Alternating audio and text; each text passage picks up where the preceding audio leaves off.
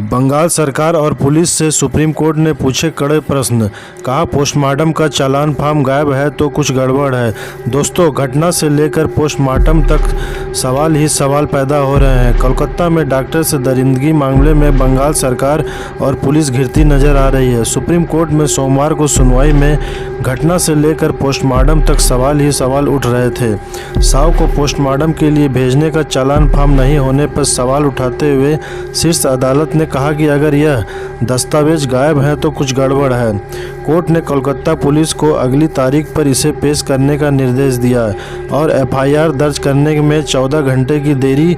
Postmortem की timing, CBI को सिर्फ 27 मिनट का सीसीटीवी फुटेज देने का मुद्दा भी उठा, जो राज्य सरकार और पुलिस को सवालों में घेरता दिखता है।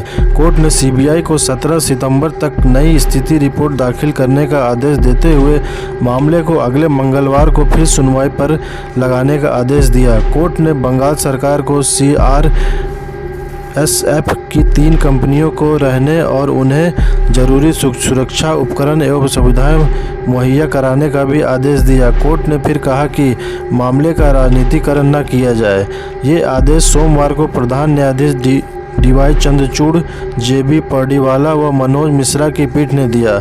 दोस्तों, पिछली सुनवाई पर कोर्ट ने सीबीआई को जांच की प्रगति रिपोर्ट और प्रदेश सरकार से आरजी कर अस्पताल में तोड़फोड़ की कार्रवाई रिपोर्ट मांगी थी। सोमवार को सीबीआई और बंगाल सरकार दोनों ने रिपोर्ट पेश की। पीठ ने रिपोर्ट देखने के बाद सीबीआई को जांच जारी रखने का निर्देश दिया। दोस्तों, हम ये आपको आगे बताना चाहते हैं कि इस मेडिकल कॉलेज एवं अस्पताल में महिला डॉक्टर से दुष्कर्म के बाद हत्या कर दी गई, उसमें वित्तीय अनियमितता की जांच चल रही है। ईडी ने चौंकने वाला राज उजागर किया है। ईडी ने दावा किया कि भ्रष्टाचार के धन को हस्तांतरित करने के लिए 10 फर्जी कंपनियां खोली गई थी। ये कंपनियां अस्पताल के पूर्व प्रिंसिपल संदीप घोष के करीबी रिश्तेदारों और दोस्तों के नाम पर थी। ईडी ने कहा कि इन्हीं कंपनियों के बैंक खातों का इस्तेमाल कर पैसों की हेराफेरी की गई। कंपनियों के कई निदेशकों के नाम की जानकारी मिली है, जिसमें जल्द पूछताछ की जाएगी। इसके अलावा मुर्शिदाबाद के बरहमपुर में संदीप घोष के एक फ्लैट का पता चला है। इसके पहले दक्षिण 24 परगना के कैनिंग में घोष के एक आलीशान के बंगले के बारे में पता चला है। ईडी ने पिछले दिनों संदीप व उनके रिश्तेदारों तथा कारोबारियों के आवास पर छापेमारी की थी। बांग्लादेश में रियल एस्टेट व सोने के कारोबार में भी इनका निवेश किया गया था। दोस्तों, ईडी के अधिकारियों को पड़ोसी देश बांग्लादेश में रियल एस्टेट व सोने के कारोबार में हवाला के माध्यम से निवेश किए जाने के बारे में जानकारी हुई है। जब्त किए गए दस्तावेज से रियल एस्टेट से जुड़े बांग्लादेश के कुछ लोगों के नाम भी मिले हैं, जो हाल के दिनों में कोलकाता आते जाते थे और संदीप घोष से बातचीत करते थे। पिछले हफ्ते संदीप के करीबी व्यापारी स्वप्न साहा के आवास से जब्त 7 करोड़ रुपए के सोने के बारे में अधिकारियों को संदेह है कि इसे बांग्लादेश के रास्ते दुबई से कोलकाता तस्करी करके लाया गया था। दोस्तों, संदीप घोष के कारनामे अभी यहीं पे ख़त्म नहीं हो रहे हैं। इनके कारनामे बहुत लंबे हैं। आपको बताते चले कि 2017 में हांगकांग में छेड़छाड़ के आरोप में गिरफ्तार हुए थे संदीप घोष।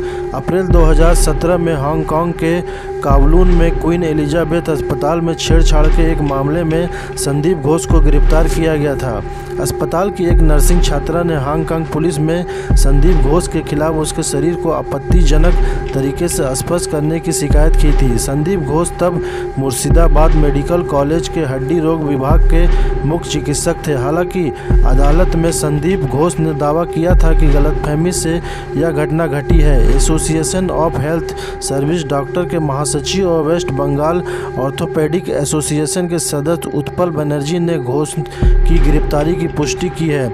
इधर साउथ चाइना मॉर्निंग पोस्ट के पोर्टल पर प्रकाशित 7 वर्ष पुरानी खबर इंटरनेट मीडिया पर भी प्रकाशित हो रही है। दोस्तों, संदीप घोष ऐसा खतरनाक कातिल है, इसके बारे में जितनी मुंह उतनी बातें होती है, लेकिन ये ख़त्म नहीं होने वाली है। ऐसे कातिल को फांसी की सज़ा ज़रूर होनी चाहिए और सारे देश को मिलकर इसके खिलाफ जो है फांसी की सज़ा की आवाज़ उठानी चाहिए। यही मेरा आपसे बोलना है।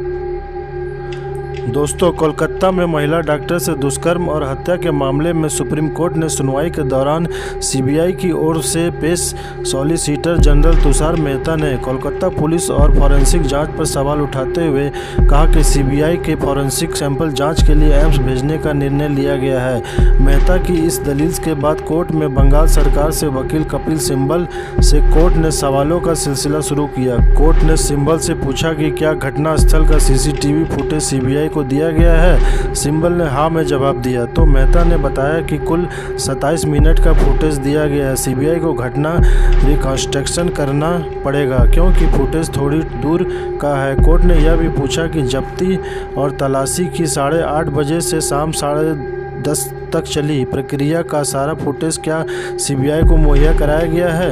एक वकील ने पोस्टमार्टम की टाइमिंग पर सवाल उठाया और कहा नियमानुसार शाम 6 बजे के बाद पोस्टमार्टम नहीं होता है।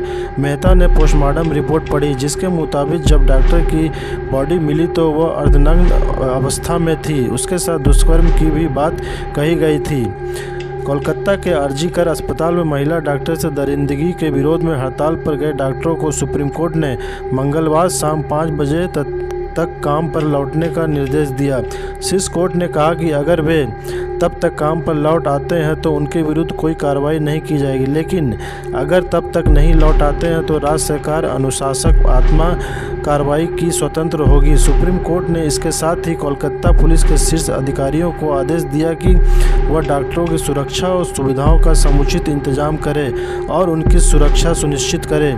जूनियर डॉक्टरों की ओर से धमकी मिलने की शिकायतों पर पीठ ने सीबीआई को इस बारे में बताने को कहा कि लेकिन कोर्ट ने कहा कि डॉक्टरों का काम समाज सेवा है, लोग परेशान हो रहे हैं, इसलिए सुप्रीम कोर्ट ने डॉक्टरों से बोला कि ये आप जो है काम पे नियमानुसार समय के हिसाब से मंगलवार को आप लौट आएँ। धन्यवाद।